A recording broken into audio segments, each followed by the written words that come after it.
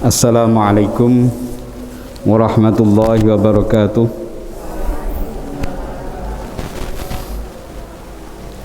Bismillahirrahmanirrahim. Alhamdulillahi rabbil alamin. Wabihi nasta'inu ala umurid dunya waddin.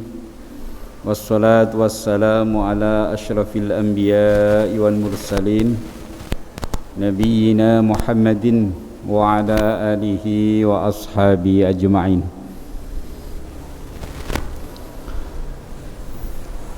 Wa qala Allah ta'ala fi kitabihil karim, a'udzu billahi minasy syaithanir rajim. Ya ayyuhalladzina amanu taqullaha haqqa tuqatih wa la tamutunna illa wa antum muslimun. Wa qala aidan fala wa rabbika la yu'minuna hatta yuhakkimuka fima shajara bainahum thumma la yajidu fi anfusihim harajan mimma qadaita wa yusallimu taslima. Ibu-ibu, bapaknya satu saja, dan hadirin yang dirahmati oleh Allah, marilah kita pada sore hari ini selalu memanjatkan puji syukur kehadirat Allah Subhanahu wa taala atas segala limpahan rahmat dan nikmatnya, sehingga pada sore hari ini kita bisa hadir di taklim rutin kita Jumat sore.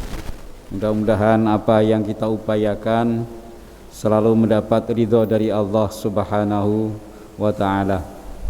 Salawat dan salam mari selalu kita sanjungkan pula pada junjungan kita Nabiullah Muhammad sallallahu alaihi wasallam.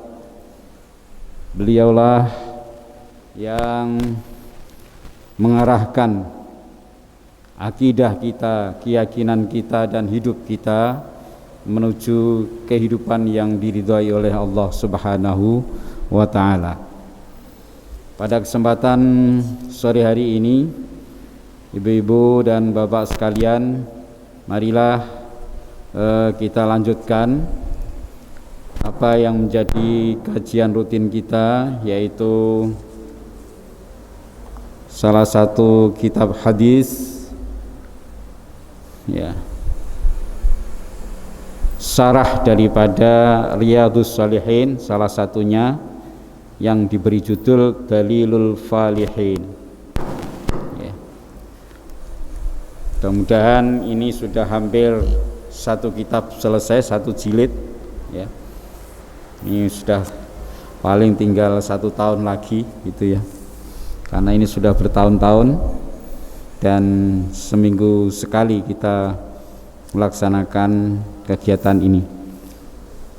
Ibu dan bapak sekalian, bab yang baru yang akan kita kaji adalah babun fi wujubil inqiyati li hukmillahi ta'ala, ya. Bab tentang wajibnya taat, wajibnya tunduk patuh li hukmillahi ta'ala, pada hukumnya Allah Subhanahu wa ta'ala. Bab sebelumnya yang kita kaji adalah al-amru bil muhafadzati ala sunnah, ya. Nah, pada kesempatan kali ini kita memasuki bab yang baru, yaitu bab tentang wajibnya tunduk patuh kepada ketetapan hukumnya Allah Subhanahu wa ta'ala. Apa arti al-inqiyat? Tadi sudah kita terjemahkan tunduk, ya. Al-inqiyat ay al-istislamu dhahiran waridho batinan, ya. Secara zahir yang makna daripada inqiyat itu adalah menyerah, pasrah. Tapi secara batin kita itu ridho, ya. Jadi lahirnya menyerah, pasrah, batin kita ridho, orang dongkol, orang kecewa, ya, ridho. Itu al-inqiyad, makna dari al-inqiyad. Kemudian ada ayat yang mendasari Bapak Ibu sekalian, yaitu firman Allah yang ada pada surah An-Nisa ayat 65. Surah An-Nisa ayat 65. Yang membawa mushaf Al-Quran silakan dibuka. An-Nisa ayat 65, sambil mencocokkan apa yang dikutip di dalam kitab ini apakah betul dari sumbernya. Mungkin ayatnya yang keliru barangkali, nomor ayatnya maksudnya. Sampun kepanggih An-Nisa 65. Fala wa rabbika la yu'minuna hatta yuhaqqimuka fima syajara bainahum thumma la yajidu fi anfusihim harajan mimma qadaita wa yusallimu taslima. Yang tadi saya kutip di dalam mukadimah, ya.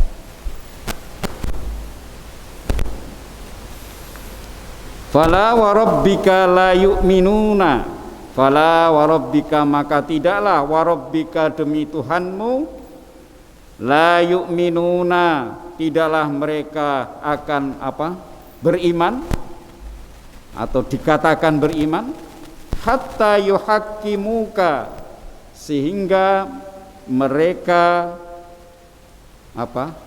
berhukum kepadamu atau minta ketetapan hukum kepadamu Muhammad, fima syajara bainahum terhadap apa saja yang mereka perselisihkan di antara mereka, ya.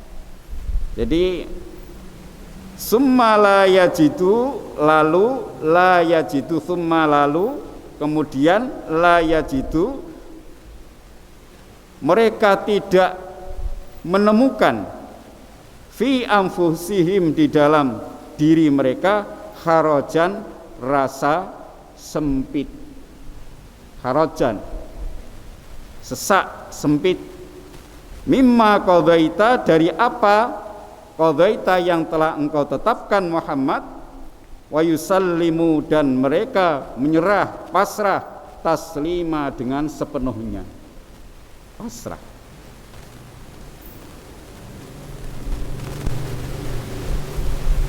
Ini di dalam sarah kitab ini dikatakan, qala Allah Ta'ala fala wa rabbika la yu'minuna hatta yuhaqqimuka fima syajara bainahum thumma la yajidu fi anfusihim harajan mimma qadaita wa yusallimu taslima.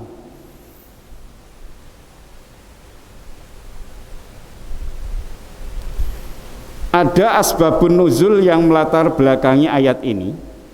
Di antaranya yaitu yang dijelaskan oleh Imam As-Suyuti, ya, dalam kitabnya Asbabun Nuzul. Beliau mengatakan ayat ini dilatar belakangi fi takhasumi Zubair wal Ansari fi Syirajil Harah, yaitu dilatar belakangi oleh takhasum. Takhasum itu perbedaan pendapat atau percekcokan, ya, percekcokan antara Zubair dan orang Ansor. Tentang apa? Tentang aliran aliran air Harrah namanya, Al-Harrah, ya. Jadi dua orang ini antara Zubair itu masih mambu sedulur. Jadi anak paman, ya, anak paman dari Rasulullah sallallahu alaihi wasallam, ya. dan orang Ansor berselisih atau bercekcok tentang apa? Tentang aliran air Harrah. Namanya sumber air, mata air itu namanya Al-Harrah. Fa amara Rasulullah sallallahu alaihi wasallam Az-Zubaira ayyaskiya summa yursilal ma'a ila jarihi. Jadi ketika dua orang berselisih, Rasulullah memberikan sebuah keputusan berupa perintah kepada Zubair agar dia mengalirkan ayaskia summa yursila, mengalirkan air itu di kebunnya sendiri dulu, karena kebunnya Zubair itu berada lebih atas daripada punyanya orang Ansor, itu summa yursilal ma ila jarihi, lalu Zubair diperintahkan untuk mengalirkan air itu ke lahan tetangganya. Jadi setelah lahannya Zubair itu terairi, maka air itu dialirkan ke lahan tetangganya. Faqala al-Ansari, lalu orang Ansor itu protes, ya Rasulullah, wahai Rasulullah, angkana benu ammati, ya Rasulullah, mentang-mentang itu putra paman nek wedok napa? putra paman wedok jadi bulik ya. Paman wedok kan bulik. Ya ta? Berarti anaknya bulik. Nek cara wong Jawa iku ngundangnya apa iku? Anaknya bulik. Anaknya bulik itu ya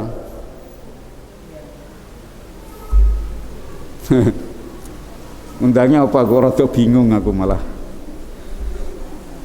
Nah apa maneh mbak-mbak ini orang ngerti mesti.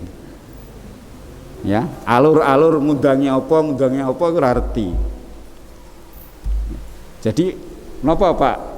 Anaknya bulik itu nek ngundang, jadi Nabi Zubair itu pernah anaknya bulik Nabi. Berarti Zubair ngundangnya ke Rasulullah apa itu? Adik ya, kakang ya, kakang. Ya wis, nonton nggih. Nah, jadi ketika orang Ansor ini mendapat keputusan Rasulullah seperti itu, dia protes, ya Rasulullah, angkana benu ammatik. Apa memang mentang-mentang itu anak pamanmu ya Rasulullah, anak paman wedokmu ya, bulikmu. Al-hadis qala Zubair,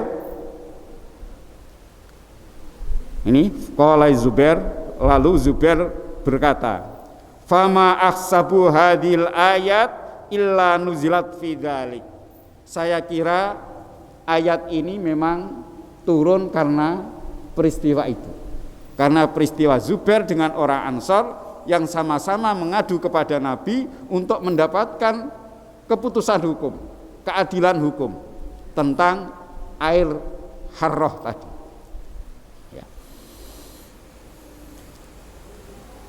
Maka turunlah ayat fala warabbika la yu'minuna hatta yuhaqqimuka fima syajara bainahum. Akhrajal a'immah as-sittah.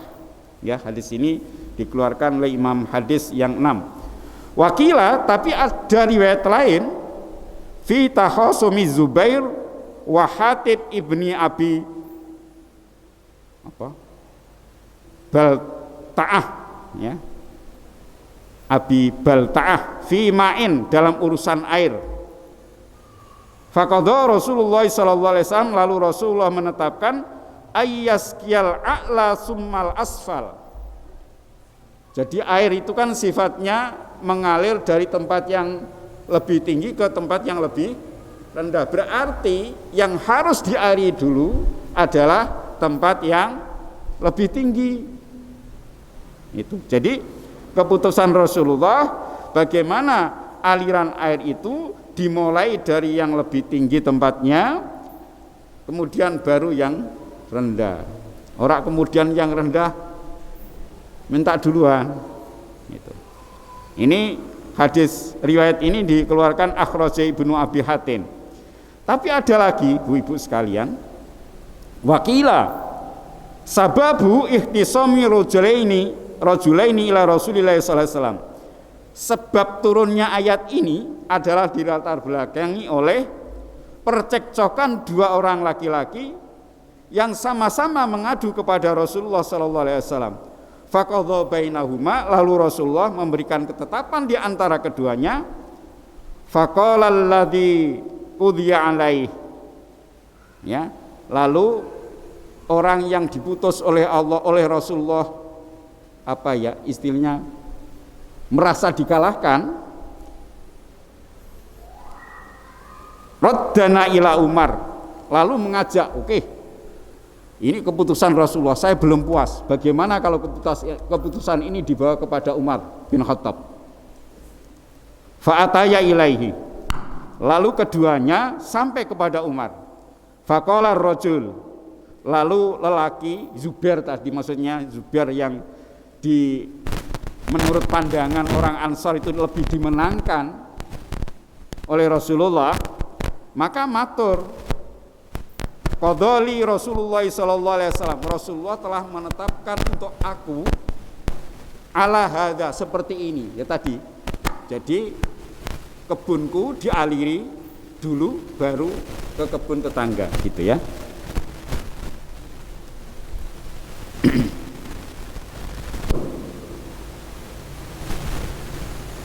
Faqala raddana ila Umar.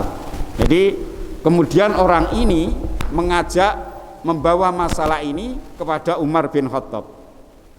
Faqala, lalu Umar bin Khattab bertanya, akadzalika qol, ya, apa seperti ini yang dikatakan Rasulullah kepada kalian? Qala na'am, sing dikalahkan merasa dikalahkan tadi yang membenarkan, memang itu keputusan Rasulullah seperti itu.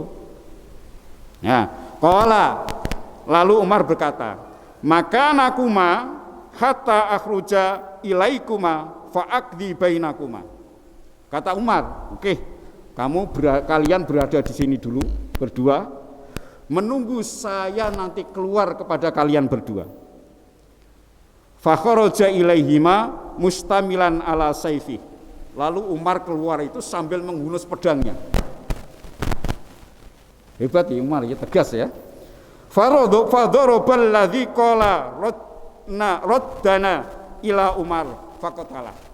Lalu pedang yang dihunus oleh Umar tadi ditebaskan kepada orang yang merasa tidak puas dengan keputusan Rasulullah, akhirnya mati. Tapi fa anzalallahu al-ayah, akhirnya Allah menurunkan ayat ini. Tapi menurut Imam As-Suyuti, akhraja Ibnu Abi Hatim wa Ibnu Mardawah an Abil Aswad mursalan. Hadis ini dikatakan mursal. Ada juga yang dia dikatakan juga wa huwa gharibun fi isnadi.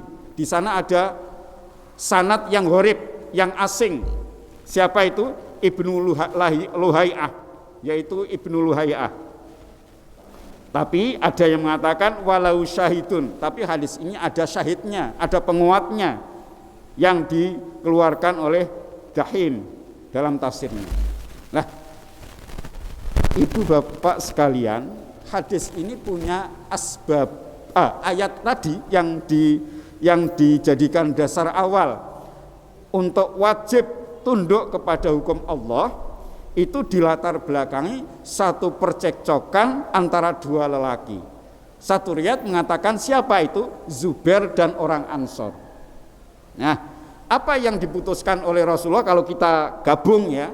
Yang diputuskan oleh Rasulullah, karena tempatnya Zubair itu lebih atas, lebih dulu dia dilalui air Harroh itu, maka ya Rasulullah perintah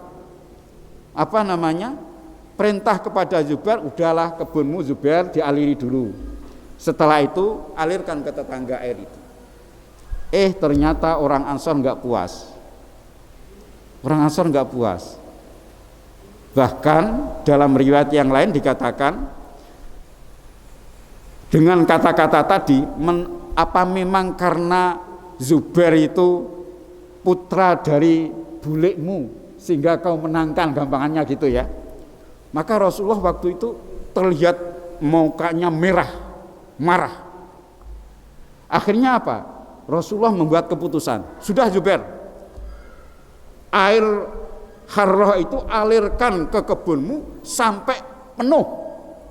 Padahal awal tadi kan hanya alirkan dulu, setelah ada air silakan dialirkan ke tetangga. Tapi karena keputusan Rasulullah ini ada satu pihak yang nggak puas, akhirnya malah Rasulullah udah penuhi dulu kebunmu sampai penuh, baru kau alirkan. Marahnya Rasulullah seperti itu. Tapi riwayat yang lain enggak. Persoalan ini dibawa kepada Umar, justru orang yang sudah mendapatkan keputusan yang tidak puas dengan keputusan Rasulullah itu justru disalahkan Umar. Dalam riwayat ini bahkan ditebas dengan pedangnya Umar. Wallahu alam riwayat mana yang lebih benar. Tapi yang jelas terkait dengan ayat ini Bapak Ibu sekalian, dengan judul yang kita angkat, yang diangkat oleh penulis kitab ini, yaitu wajib taat dengan keputusan hukum dari Allah dan Rasulnya. Maka enggak boleh ketika Allah dan Rasulnya sudah memutuskan satu ketetapan hukum, ya harus ditunduk, ditaati, dipatuhi, didengarkan, dipatuhi, jangan dibantah. Apalagi merasa protes, enggak puas, protes. Ini enggak boleh. Karena apa yang ditetapkan oleh Rasulullah, terutama dalam persoalan hukum, ini pasti berdasarkan ilham paling tidak dari Allah Subhanahu wa taala. Maka enggak boleh dibantah gitu. Ya, ini ayat yang pertama. Ayat yang kedua yang mendasari judul ini. Innama kana qaulal mu'minina idza du'u ila Allahi wa rasulihi liyahkuma bainahum ayyaqulu sami'na wa ata'na wa ulaika humul muqsitun. Ini surat An-Nur ayat 51. Kalau tadi surat An-Nisa 65. Ya. Ini An-Nur ayat 51. Jadi kalau kita bicara tentang wajibnya patuh kepada hukum Allah, ketetapan Allah dan Rasulnya, ini ayatnya diantaranya. Innama kana qaulal mu'minina idza du'u ila Allahi wa rasulih, sesungguhnya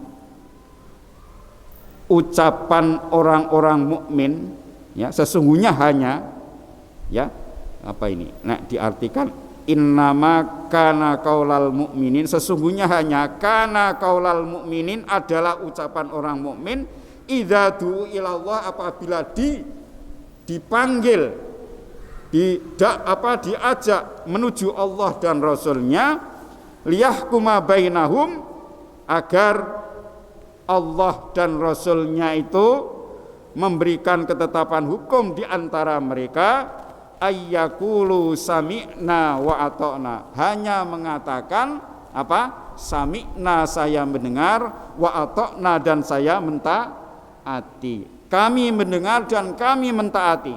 Wa ulaika humul muflihun, dan mereka itulah orang-orang yang menang, orang-orang yang bejo, ya. Wa ulaika humul muflihun. Jadi sikap seorang mukmin ketika mendapatkan keputusan hukum dari Allah dan Rasulnya, tidak ada sikap lain kecuali sami'na wa ata'na. Saya mendengar juga ditaati, jangan saya mendengar kemudian diingkari. Itu seperti lagunya siapa itu? Ya. Janji tapi diingkari gitu kan ya. Jadi enggak boleh sami'na wa asaina, enggak boleh. Ya. Jadi sami'na wa ata'na. Ya. Wa qala ta'ala innama qaulal mu'minin ay al-qaulul laik lahum idza tu ilallahi wa rasulihi liyahkuma bainahum ayyakulu sami'na wa ata'na. Maksudnya bil ijabah, menerima dengan sepenuh hati. Ya. Wa ulaika humul muflihun, mereka itulah orang-orang yang an-najun, orang-orang yang sukses. Ya. Ini ayat yang kedua yang dijadikan dasar. Ini hadisnya hanya satu, Bu. Hadisnya itu hanya satu. Ya, dari bab ini 2 ayat, tapi ada hadis satu. Tapi di hadis itu nanti juga mensitir ayat, gitu. Ada ayat lagi, gitu. Ya. Ini 2 ayat yang mendasari wajibnya kita taat patuh kepada hukum Allah dan hukumnya Rasulullah sallallahu alaihi wasallam. Gitu ya, ketetapan hukum yang diberikan oleh Allah dan Rasulnya. Wa fihi minal ahadits, dan di dalam bab ini ada banyak hadis, ya. Bilangnya al ahadits, beberapa hadis. Yang pertama adalah hadis Abi Hurairah al-madhkur fi awalil babi qablah, yaitu hadis yang diriwayatkan oleh Abu Hurairah yang telah disebutkan pada awal bab sebelum bab ini. Nah, berarti bab al-muhafadzah ala sunnah. Apa hadis yang disebutkan dalam bab ini? Yaitu hadis yang tentang, ya, hadis Abu Hurairah yang tentang da'uni ma taraktukum innama ahlaka man kana qablakum kathratu su'alihim wa ihtilafuhum ala anbiya'ihim. Ya, fa idza nahaitukum an syai'in fajtanibu wa idza amartukum bi amrin fa'tu minhu mastata'tum, muttafaqun alaih. Hadis ini termasuk yang jadikan dasar juga, ya. Da'uni ma taraktukum, biarkanlah apa yang aku tinggalkan untuk kalian semua. Ya, innama ahlaka man qablakum mangkana qablakum, sesungguhnya umat-umat yang sebelum kamu itu pada celaka, pada hancur karena apa?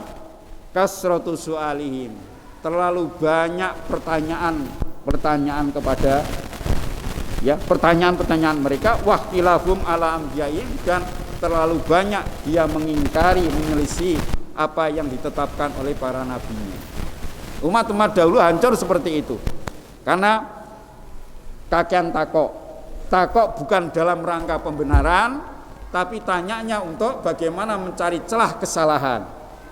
Ini orang-orang dulu seperti itu, ngeyel, takoknya dalam rangka ngeyel, ya, bahasanya tanya tapi ngeyel itu sebenarnya.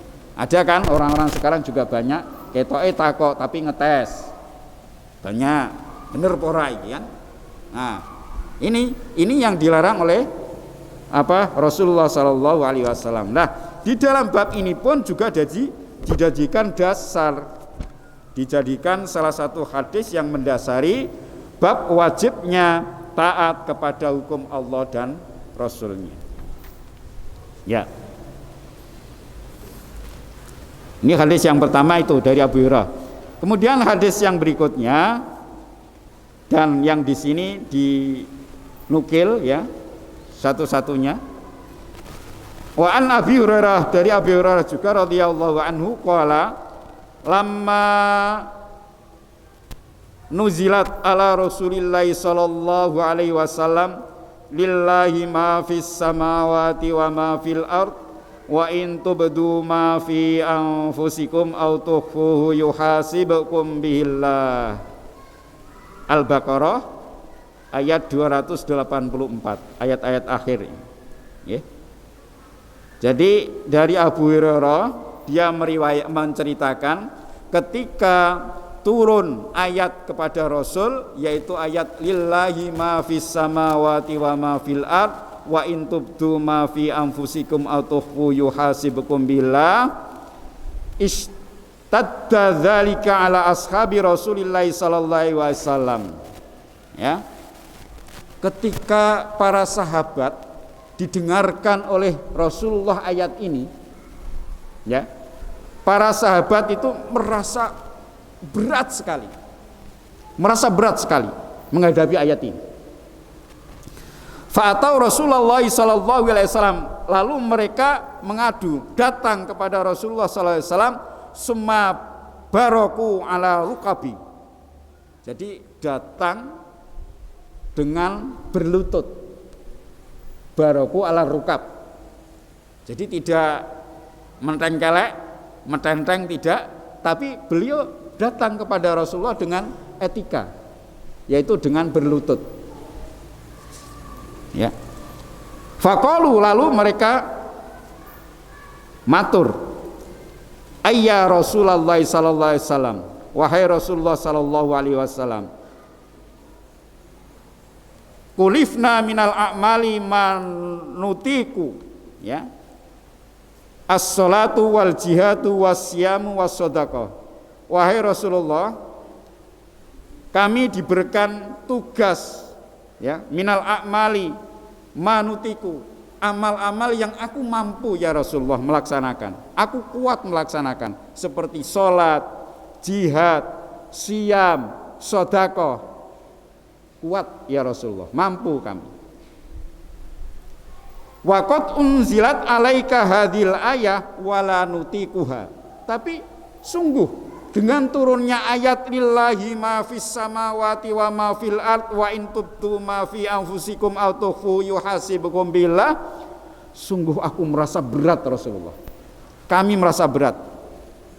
Qala Rasulullah sallallahu alaihi wasallam, lalu Rasulullah bersabda, aturiduna an taqulu kama qala ahlal kitabin min qablikum sami'na wa asaina. Nah ini, wahai sahabatku, apakah kamu itu menginginkan mengatakan atau apa yang dikatakan oleh orang-orang ahli kitab sebelum kamu?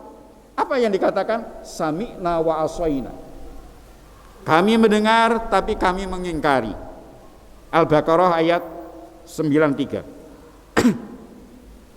Bal qulu, tapi sebaliknya katakan, sami'na wa ata'na ghufranaka rabbana wa ilaikal masir, ayat berikutnya. Ya, maka katakan sami'na wa ata'na, kami mendengar, kami pun juga akan mentaati. Ghufranaka, semoga ampunanmu, rabbana, wahai Tuhan kami, ya, ghufranaka, semoga ampunanmu kau curahkan kepada kami ya Tuhan kami, wa ilaikal masir, dan hanya kepadamu kami tempat kembali.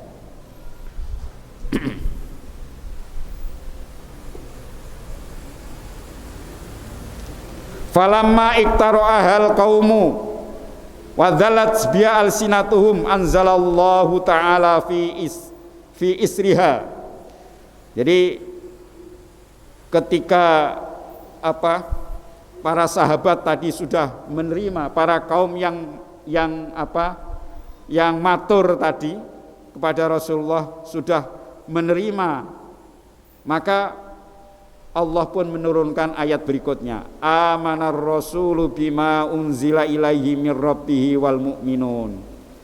Ya, amanar rasul, para rasul pun beriman dengan apa yang telah diturunkan kepada mereka dari Tuhan, kepadanya dan dari Tuhannya. Wal mu'minun, dan orang-orang yang mukmin. Kullun, masing-masing, amana billah, beriman kepada Allah, wa malaikati, dan malaikat-malaikatnya, wa kutubi, kitab-kitabnya, wa rusulihi, dan rasul-rasulnya. Para rasul itu pun juga percaya kepada para utusan Allah, para malaikat, kitab-kitab yang diturunkan. La nufarriqu baina ahadim mir rusuli, kami tidak membeda-bedakan satu di antara para rasul-rasul yang lain.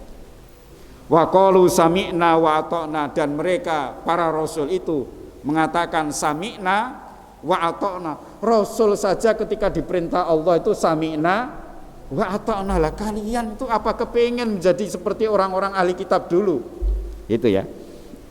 Ghufranaka rabbana wa ilaikal masir. Jadi ibu-ibu sekalian, hadis tapi di dalamnya Rasulullah mensitir ayat. Ketika Rasulullah mensitir ayat ini, para sahabat, waduh, nek sing jenenge salat, puasa, sedekah, jihad, berani, kami sanggup ya Rasulullah.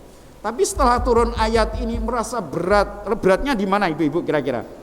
Lillahi ma fis samawati wa ma fil ard wa in tubdu ma fi anfusikum aw tukhfuhu yuhasibukum billah. Ya. Jadi Allah mengibaratkan semua yang ada di langit dan segala yang ada di bumi semua adalah milik Allah. Dan apa yang kau tampakkan dari apa yang ada di dalam dirimu, autofu atau yang kau simpan, kau rahasiakan, yuhasibukum billah. Allah akan menghitungnya, Allah akan menghisab semua. Ini yang menjadi berat para sahabat. Ya, jadi sing tampak maupun yang dirahasiakan semua akan dihisab oleh Allah. Baik yang sudah diutarakan atau yang masih dalam rencana, itu Allah semuanya menghitung. Itu yang menjadi beratnya para sahabat. Waduh, berarti tidak ada celah untuk indo. Semuanya akan dihisab oleh Allah Subhanahu wa ta'ala. Inilah yang menjadi beratnya para sahabat. Yang jenenge angkat jihad, sholat, itu jelas sudah dilakoni semua. Tapi dengan ayat ini para sahabat merasa berat. Ketika merasa berat, Rasulullah mengatakan, apa kalian kepingin seperti orang-orang dulu yang mereka pada para nabinya sami'na wa asaina, ya. Nah, ini yang terkait dengan bab itu tadi, Ibu. Jadi al-inqiyatu li hukmillahi ta'ala. Maka taat, wajibnya taat kepada hukum Allah Subhanahu wa ta'ala. Falamma fa'alu dzalika. Ini Ibu, ada istilahnya nasikh mansukh di dalam Al-Qur'an, dalam ayat. Falamma fa'alu dzalika nasakhahallahu ta'ala fa anzalallahu azza wa jalla. Ketika diarahkan oleh Rasulullah, janganlah kamu seperti umat-umat dulu. Jawab saja ketika Rasulullah perintah, Allah perintah itu sami'na wa ata'na. Ketika para sahabat sudah berlaku bersikap seperti itu, Allah menasah, ya, ayat tadi dengan ayat berikutnya, la yukallifullahu nafsan illa wus'aha. Ayat terakhir, Allah tidak membebani kepada seseorang illa wus'aha, kecuali sesuai dengan kemampuannya. Laha ma kasabat, dia akan mendapatkan pahala kebaikan dari apa yang ia kerjakan, yang dia kerjakan. Wa alaiha maktasabat, dan dia juga akan mendapatkan dosa kesalahan dari apa yang dia kerjakan. Rabbana la tu'akhidna, ya Tuhan kami, janganlah Engkau menghukum kami innasina jika kami lupa, au akhtana, atau kami salah.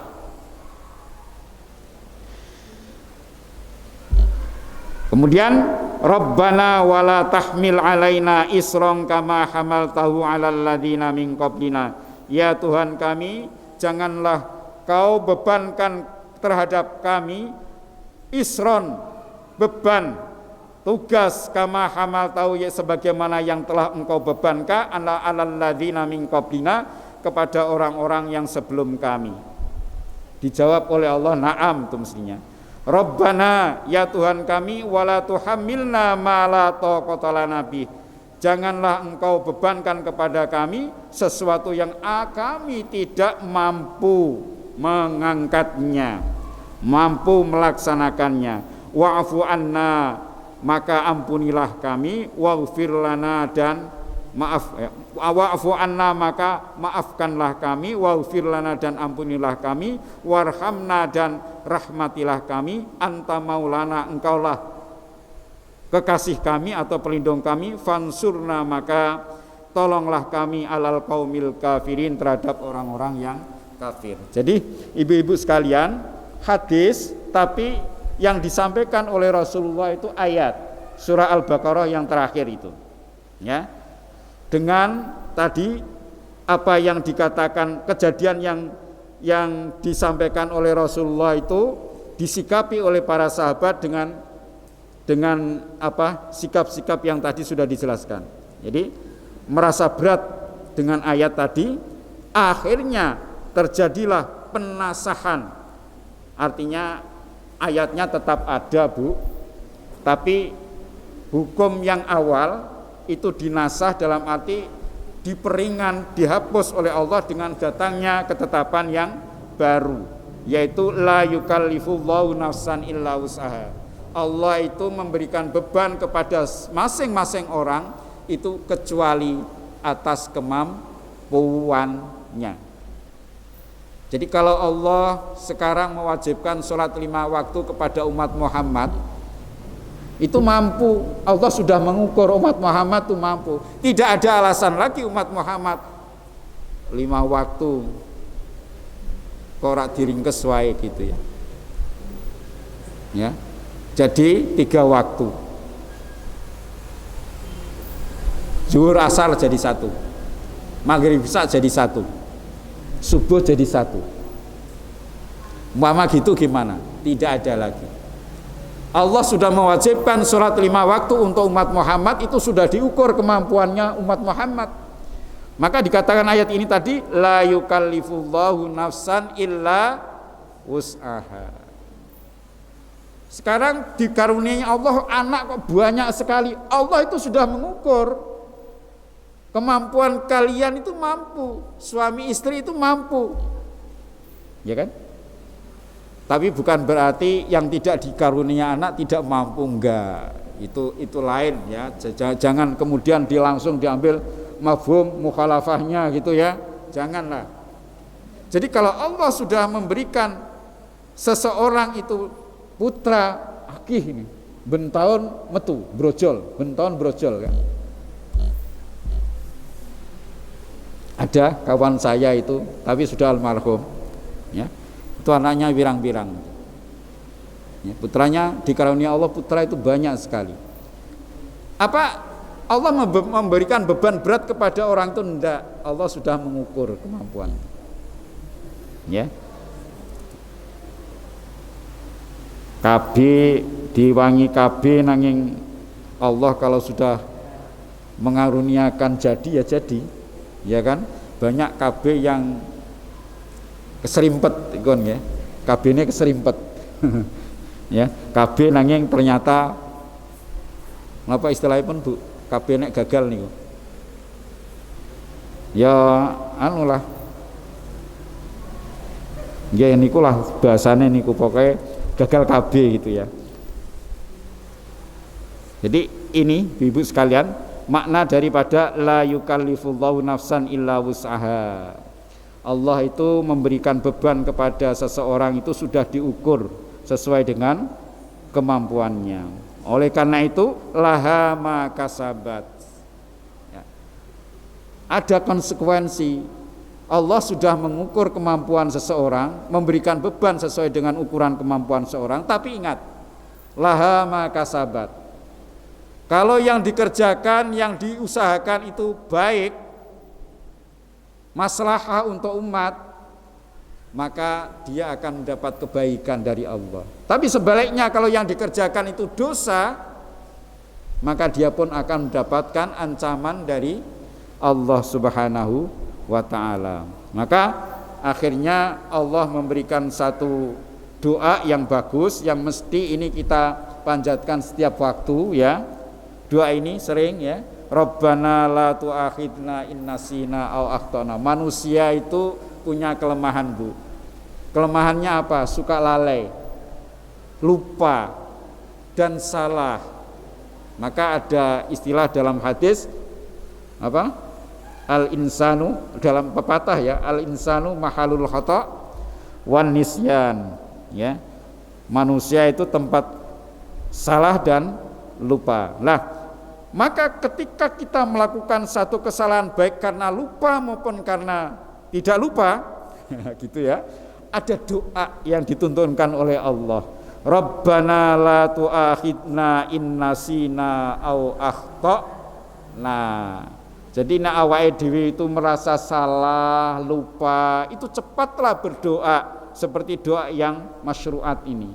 Doa yang langsung dituntunkan oleh Allah. Ya Allah, janganlah engkau hukum kami innasina jika kami lupa, au akhtona atau kami salah luput. Kemudian Rabbana wala tahmil alaina isron kama hamaltahu 'alal ladzina min qablina. Ya Tuhan kami, janganlah Engkau bebankan kepada kami beban seperti beban yang Engkau bebankan kepada orang-orang sebelum kami. Ya. Kemudian yang terakhir, Rabbana wala tuhammilna ma la taqata lana bih wa'fu anna waghfir lana warhamna anta maulana fansurna 'alal qaumil kafirin. Ya Allah, janganlah Engkau pikulkan kepada kami beban yang kami tidak mampu mengangkatnya. Ya. Jadi menungso karepe ngeten niki, tapi Allah juga memberikan tuntunan doa ini. Jadi kalau kepingin beban berat diringankan oleh Allah atau yang mestinya berat jadi rasa ringan, itu kan bisa jadi kan. Berat diringankan bisa jadi. Sebenarnya masih berat, tapi Allah menjadikan orang itu mampu mengangkatnya dengan keadaan yang ringan. Nah, ini yang kita minta. Walaupun bebannya sama dengan mungkin pendahulu kita, tapi kita diberikan kemampuan oleh Allah merasa ringan mengangkat beban itu. Ya, ini mestinya orang-orang tua jangan luput doa inilah. Ya, ketika kita sedang dirundung kesulitan tentang keluarga kita, tentang anak kita dan sebagainya, doa ini selalu dipanjatkan. Jadi mohon keringanan beban, keringanan beban hidup ini.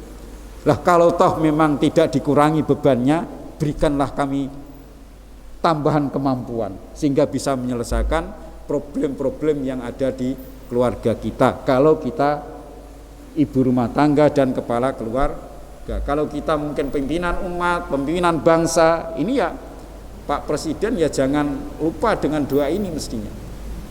Kalau kepingin beban negara, beban bangsa ini tidak menjadi terlalu berat, ya doa ini harus jangan dilupakan. Ya.